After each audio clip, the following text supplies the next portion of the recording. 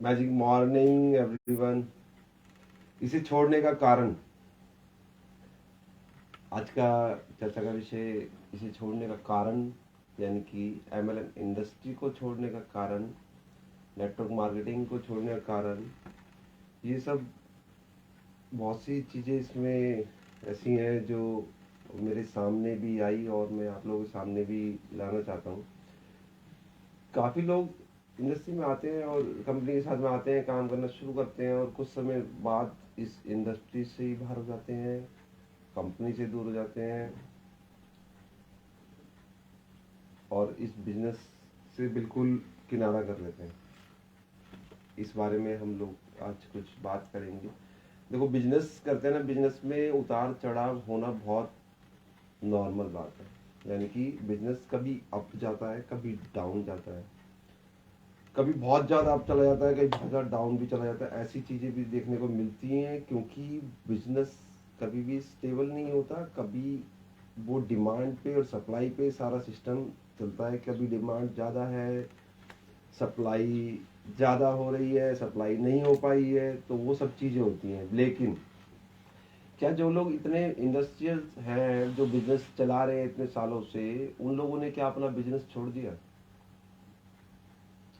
क्या उन लोगों के सामने, जो इतने साल पुराने बिजनेस चला रहे हैं, क्या उनके सामने वो चीज़ें प्रॉब्लम नहीं आई होंगी? बिल्कुल आई होंगी और आती भी हैं। बट जहाँ तक मैंने चीज़ों को समझा है और जहाँ तक मैं समझ पाया हूँ, जब किसी बिजनेस को बिल्ड करते हैं तो वहाँ पे उनको एक इंफ्रास्ट्रक्चर पूरा तैयार करना पड़ता है। उनके पास एक ऑफिस होता है, यानी कि उनके पास में उनकी एक पूंजी होती है बहुत मोटी, जो पूंजी वहाँ पे उन लोगों ने लगाई होती है। और कुछ पूंजी ऐसी होती है कि अगर वो सेम डे उसी दिन अगर अपने बिजनेस को बंद करते हैं तो वो पूंजी उनकी जीरो हो जाती है। यानी कि इंफ्रास्ट्रक्चर जितना होता है वो सारा उनका यूज होने लायक नहीं होता, वो सब खत्म हो जाता है। बहुत सारी पूंजी लगती है, तो इसीलिए जब उनका इतना सारा इन्वेस्टमेंट लगा होता है तो वो रातों रात बिजनेस को बंद नहीं करते। उनके अंदर वो मोटिवेशन रहता है कि नहीं, हमारे पास ये पूंजी लगी हुई है, इसको हम आगे बढ़ाने की कोशिश करेंगे। आज डाउनफॉल है, कल ऊपर की तरफ जाएंगे, बिजनेस में नई रणनीति अपनाएंगे, बिजनेस को बढ़ाएंगे। लेकिन नेटवर्क मार्केटिंग में अगर कोई ऐसे डाउनफॉल में आता है या कोई ऐसी मनोस्थिति में आ जाता है कि यहाँ पे तो ये चल नहीं रहा है, तो उनको यहाँ पे छोड़ के जाना बहुत इजी होता है। यहाँ पे कुछ उनकी ऐसी कॉस्ट कुछ खास लगी होती नहीं है कि यहाँ पे कोई बहुत बड़ा इंफ्रास्ट्रक्चर उन्होंने नहीं लगाया होता, यहाँ पे कोई बहुत बड़ी इन्वेस्टमेंट उन्होंने नहीं की होती है। तो इसलिए नेटवर्क मार्केटिंग में कुछ लोग ऐसे आते हैं और उन लोगों को लगता है कि यहाँ पे हम ग्रोथ नहीं हो रही, या फिर उनकी ग्रोथ हुई थी, आज उनका जो टाइम है वो थोड़ा सा डाउनफॉल में चल रहा है। तो डाउनफॉल में चल रहा है तो क्या करना है? सिंपल सा, घर बैठ जाओ, किनारा कर लो उससे। Very magic morning Arvind sir.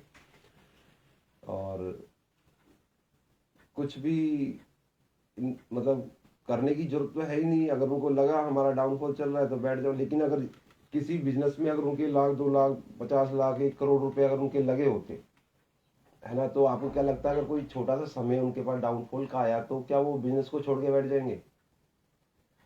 नहीं बैठेंगे। और ना ही जो अच्छा बिजनेसमैन होता है या फिर जिसने अपनी पूंजी लगाई होती है, जिसने अपनी मेहनत लगाई होती है, जिसने अपनी पूरे जीवन को उसमें पिरोया हुआ है, तो वो उस बिजनेस को इतनी आसानी से छोड़ ही नहीं सकता।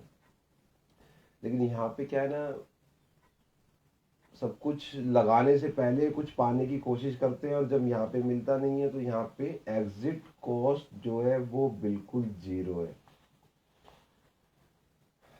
मैजिक मॉर्निंग साक्षी मैम, तो यहाँ पे जो एग्जिट कॉस्ट है ना वो बिल्कुल जीरो है। शून्य निकास लागत होने के कारण यहाँ से ऐसे बहुत सारे लोग हैं जो किनारा कर लेते हैं।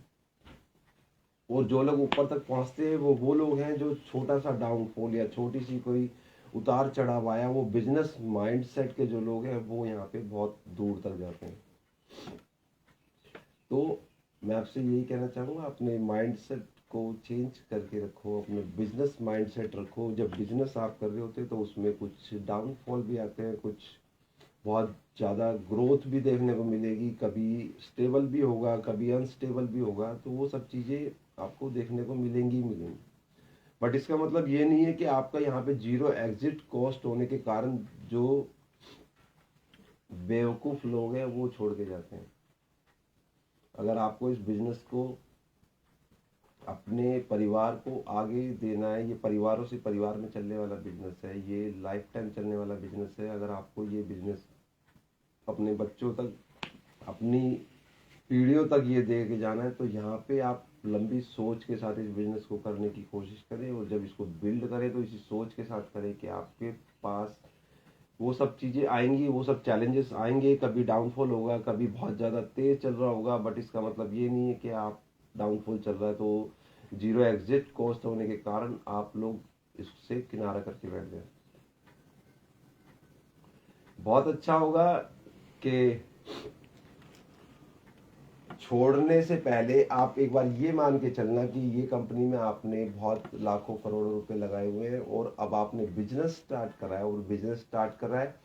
जब आप एग्जिट करने की सोच रहे हो ना, जब आपको लग रहा हो कि डाउनफॉल आ रहा है, तब आप वो चीज़ सोचना कि आपने इतना बड़ा बिजनेस स्टार्ट किया है, उसमें कभी डाउनफॉल भी आएगा, कभी आप बहुत ज़्यादा ग्रो भी करेंगे, कभी स्टेबल भी रहेगा, कभी कम होगा, कभी ज़्यादा होगा।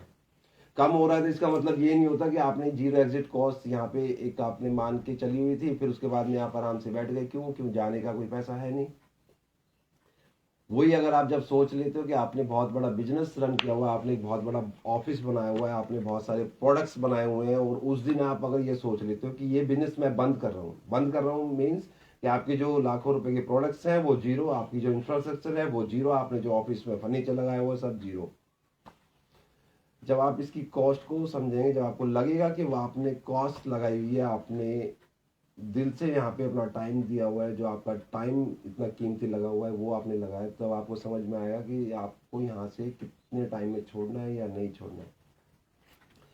तो बस यही सब चीज़ें हैं कि जीरो एग्जिट कॉस्ट आप अपनी टीम को समझाने की कोशिश करें, पहले दिन से समझाने की कोशिश करें कि यहाँ पे एग्जिट कॉस्ट जो है, जो आपका छोड़ने का जो यहाँ पे आपको चार्ज है, जो यहाँ पे आपका जो पेमेंट है उसके बारे में समझा के रखें। ऐसा ना है इसको जीरो समझे। जीरो वो लोग समझते हैं जिन लोगों को नॉलेज नहीं है। बट मैं आपसे चाहता हूँ कि आप अपनी पूरी टीम को, अपने जिन लोगों के साथ भी, जिन लोगों को भी आप अपनी इंडस्ट्री में, अपनी कंपनी के साथ में ज्वाइन कराते हैं, उनको ये चीज़ ज़रूर बता के रखें।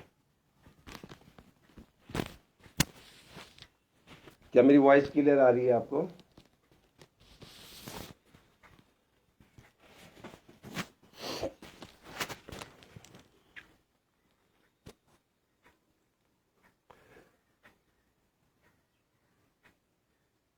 एक्चुअली मुझे वॉइस का डाउट हो रहा था। मैं वॉइस पूछना चाह रहा हूँ कि वॉइस क्लियर थी क्या मेरी अभी तक?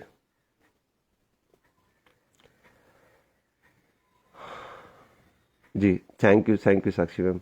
एक्चुअली मेरा हैंड फ्री नीचे रह गया, मुझे लगा कि वॉइस नहीं आ रही होगी और मैं अपने फ्लो में बोले जा रहा हूँ। क्योंकि जब ऐसा टॉपिक मुझे मेरे सामने आता है ना, तो मन तो बहुत करता है कि बहुत सारी बातें कर दूं, बट कहीं ना कहीं टाइम की कमी को देखते हुए, और मैं आप लोगों के टाइम की कीमत को भी समझता हूँ, मैं नहीं चाहता कि आप किसी भी एक चीज़ के लिए आप इतना सारा समय व्यर्थ कर दे। सिंपल सी बात है कि यहाँ पे आप छोटी सी चीज़ सीख के जाओ, छोटी सी लर्निंग लेके जाओ और तुरंत अप्लाई कर दो। छोटी छोटी चीज़ें हैं, और मैं इसलिए कहता हूँ कि ये जो बिजनेस है, ये जो एमएलएम हम कर रहे हैं, ये बहुत सिंपल है ना। तो सिंपल छोटी छोटी बातों से ही, सिंपल मतलब कि आप ऐसे ही है कि जैसे एक परिवार को चलाना होता है, वैसे ही एक टीम को चलाना होता है। जैसे आप एक बहुत बड़ी कंपनी के मालिक होते हो, तो उसी तरीके से जब आप यहाँ पे ज्वाइन कर लेते हो और बिजनेस को चला रहे होते हो, तो यहाँ पे अब अपने बहुत बड़े बिजनेस के मालिक हो। ये चीज़ मैं आज बताने की कोशिश कर रहा था उन लोगों को भी, जो लोग जीरो एग्जिट कॉस्ट होने के कारण यहाँ से तुरंत जाने का विचार बना लेते हैं और चले भी जाते हैं। तो आप अपनी टीम को ये अपडेट करके रखें, रेगुलर लर्निंग देते रहें, सिखाते रहें, खुद भी सीखते रहें। आपको कोई भी नहीं रोक सकता इस इंडस्ट्री में ग्रो करने से। इस इंडस्ट्री की पोटेंशियल अगर आप जानते हो तो आपको पता होगा, इस कोई नहीं रोक सकता। आज के लिए इतना ही। अगर आप लोग कुछ अपना सवाल रखना चाहें या फिर कुछ लाइव में आप हमारे साथ जुड़ना चाहें तो आप लोग बता सकते हैं, तो हम 5 मिनट का समय और ले लेंगे। अरविंद सर, साक्षी मैम।